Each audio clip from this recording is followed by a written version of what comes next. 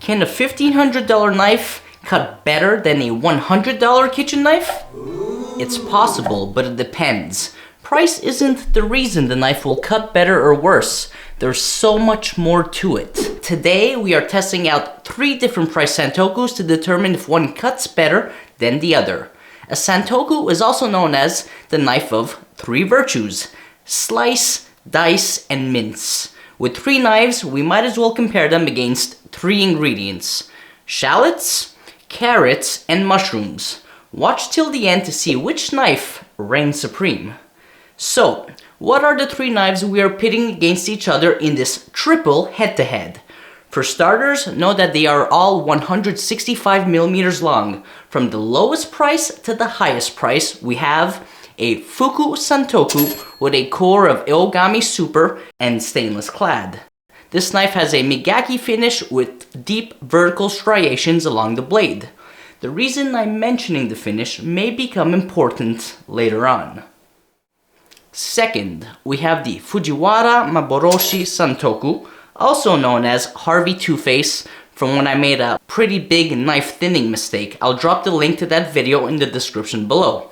This knife has a core of white steel number 1, also known as Shirogami 1, and is stainless clad. Contrary to the migaki finish on the Fuku, this knife has a very deep tsuchimi or hand-hammered finish. I'm referring to the dimples in the blade you see. Lastly, the most expensive knife of the 3 knives we are testing, the elusive, the unicorn in the sky, Tsukasa Hinura River Jump Santoku. One of the unique aspects of this knife is that in its kurochi or 4-scale finish, you have twisted Damascus which jumps over the spine and flows onto the other side of the knife. This knife has a core of white steel number 2 and is ironclad. Without further ado, let's get to testing and determine the winner. Enjoy the food demo.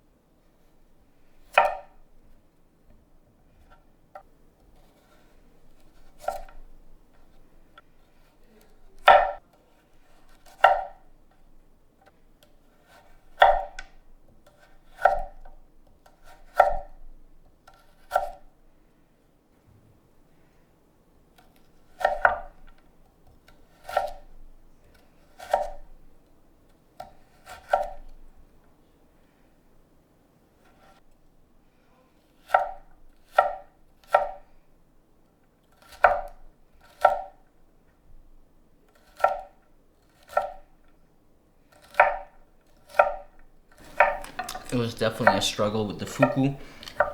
Every aspect of it. It just felt like there was almost too much weight behind the edge.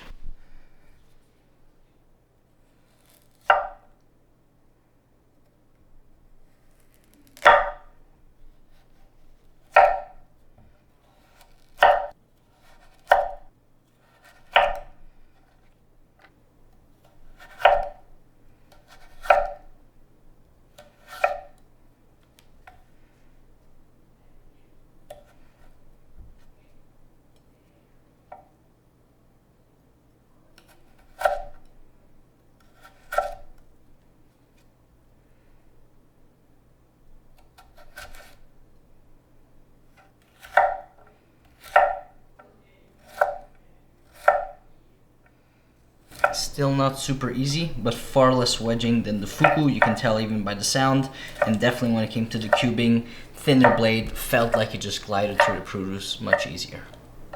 So far, Fuji wins.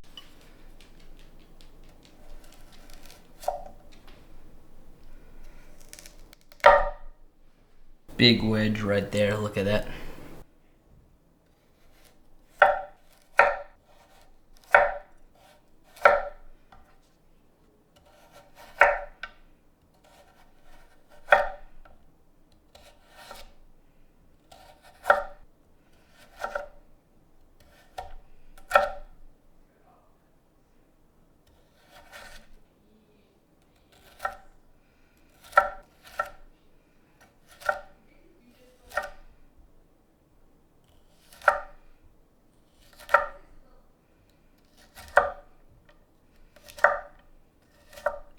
Well, initially I thought it was going to be difficult to figure out who the winner was, or that clearly the winner was the Maboroshi, because in cutting the carrot, which was larger for the river jump, the carrot than the Maboroshi and the Fuku, with the river jump, it split quite a bit, but then the squaring of the carrot and the dicing, this guy wins.